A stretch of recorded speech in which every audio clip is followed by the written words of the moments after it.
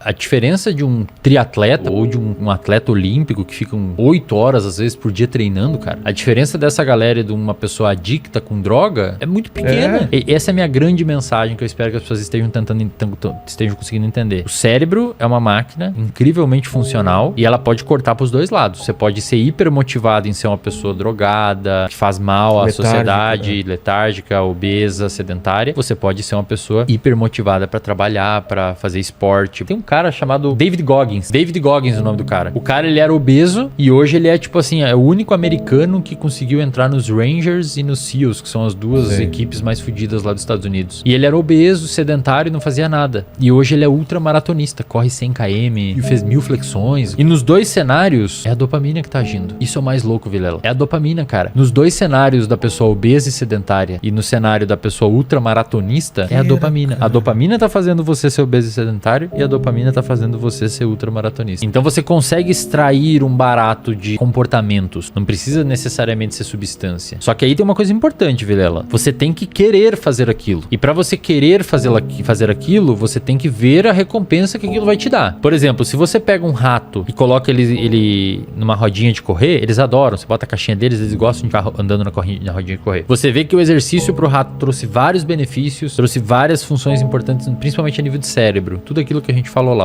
aumenta os neurotransmissores do bem, digamos assim, e tal. Agora, quando você bota um animal numa rodinha de correr em duas caixinhas, uma caixinha tem um rato, na outra tem outro, e você engata as duas gaiolinhas de correr, onde esse animalzinho corre aqui, gira a outra e força o outro a fazer exercício, esse animal tem benefício, que ele tá fazendo exercício quando ele quer, e esse não. Por quê? Porque ele tá fazendo exercício no momento que ele não quer. Então isso tá trazendo malefício, aumenta estresse, aumenta cortisol, que é o hormônio do estresse e tal. Isso é importante pra galera que tá em casa. Se você tá querendo começar a fazer uma atividade física, faça uma coisa que você curta. Faz sentido, né? Você gostar do negócio. Futebol. Futebol. Vou ter que treinar agora. Se você adora futebol, você não vê Cara, aquilo como... joga mais futebol, etc. Depois que você...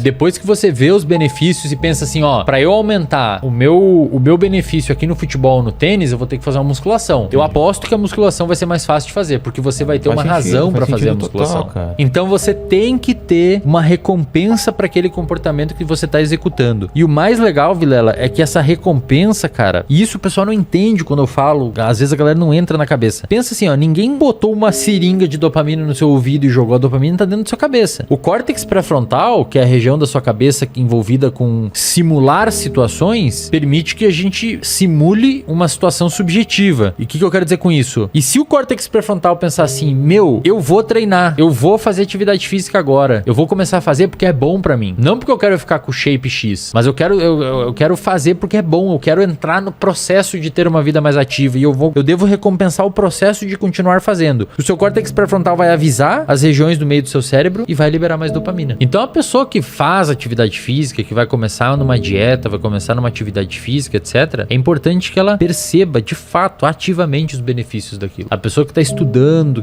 para um concurso, alguma coisa assim, ela tem que fazer um esforço de tentar observar os benefícios daquilo. O nosso cérebro, ele não faz coisas que ele não obtém em benefício. A sua motivação vai para dois lugares. É importante também mencionar. A gente fica motivado com duas coisas: para obter uma recompensa e para fugir de um perigo. Pensa assim, aquele aluno que tem que fazer uma prova amanhã e não estudou e inventou um atestado médico, às vezes ele teve que ter mais trabalho para inventar o atestado médico do que vai estudar para a prova. Ele teve uma motivação, vou fazer o atestado médico porque não quero ir lá e sofrer o dano de tirar 0 na prova. Então, nós temos motivação para fugir de situações que nos causam mal e temos motivação para buscar situações que nos causam bem. A pessoa, ela tem que observar ativamente que aquele comportamento que ela tá fazendo tá trazendo algum benefício para ela. Senão vai ser muito difícil ela conseguir se engajar. Por quê? Porque o nosso cérebro, insisto, dificilmente faz algo sem esperar algo em troca. E o em troca às vezes não é para você. Às vezes você faz por um familiar e receber algo em troca a outra pessoa está bem. Mas dificilmente você vai fazer uma parada que não te traz nada de recompensa. E muitas vezes as pessoas tentam se engajar nesses comportamentos sem perceber a recompensa. E aí eu sempre falo, quando eu faço live, etc., pra essa galera que tá querendo fazer atividade física, cara, acompanhe mais de perto esse pessoal que falam sobre isso. Porque você meio que começa a pertencer a uma comunidade. Aí você vê recompensa, você se sente dentro de uma comunidade e você começa a fazer. Mas a dopamina é assim. A dopamina, ela é relativamente negociável. Você consegue até certo ponto negociar com a dopamina. E você mesmo meio que liberar a dopamina baseado nos seus pensamentos. É muito louco isso, mas você meio que consegue liberar a dopamina baseado nos seus pensamentos. Se você começar a pensar assim, cara, eu preciso fazer isso porque vai ser da hora. Eu quero, eu vou ficar bem. Isso começa a aumentar a sua dopamina e te dá vontade de fazer. Eu atendo na clínica muitas pessoas que elas criam, lá na adolescência principalmente, ou no início da idade adulta, um repertório comportamental de esquiva. Eu não vou enfrentar os meus medos, eu não vou me submeter a situações meio nocivas, porque é relativamente gostoso você se esquivar. Você não saiu da sua zona de conforto, não teve que lidar com problema,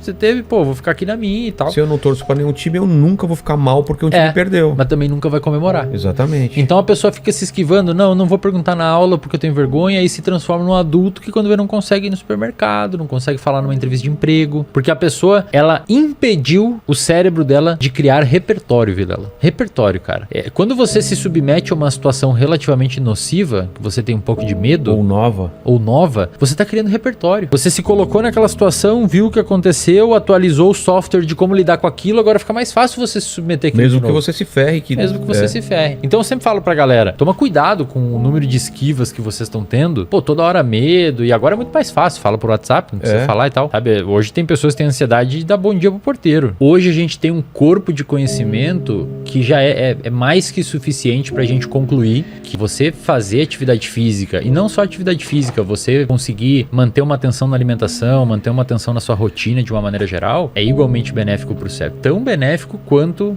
pra parte metabólica, porque no final das contas os dois estão interagindo.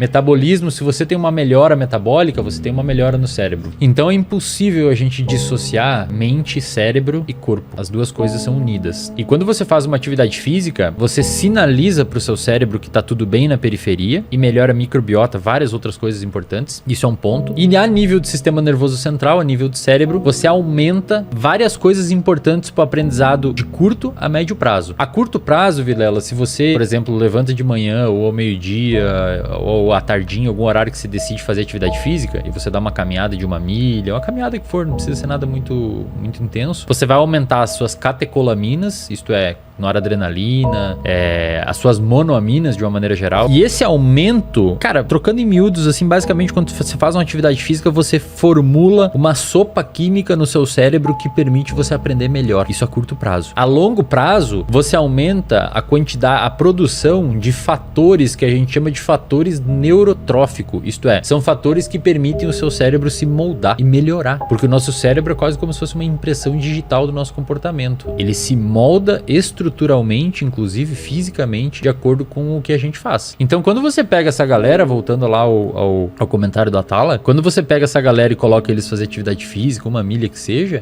você tá permitindo que o corpo melhore, você tá permitindo que o cérebro aumente esses neurotransmissores a curto prazo, e a longo prazo o hábito vai se formando e aumente esses fatores neurotróficos. Você tá basicamente dando um boost no organismo dessa pessoa. É quase que um hack. É fora do comum, assim, o quanto isso é benéfico, cara. E o oposto também acontece, Vilela. Tem bons estudos que mostram essa área que eu tô investigando agora de dieta e memória e depressão e tal. Cara, por muito tempo a gente imaginou que era necessário vários meses, se não anos, ou pior, era necessário você ter uma modificação fisiológica pra dieta fazer mal a nível de memória, humor e tal. Esses tempos saiu um estudo numa revista chamada de PLOS ONE, mostrando que 4 dias tomando um café hipercalórico, é um café que eles davam milkshake com sei lá o que, um café super hipercalórico, 4 dias de café hipercalórico foi suficiente pra prejudicar o armazenamento de memória de estudantes saudáveis.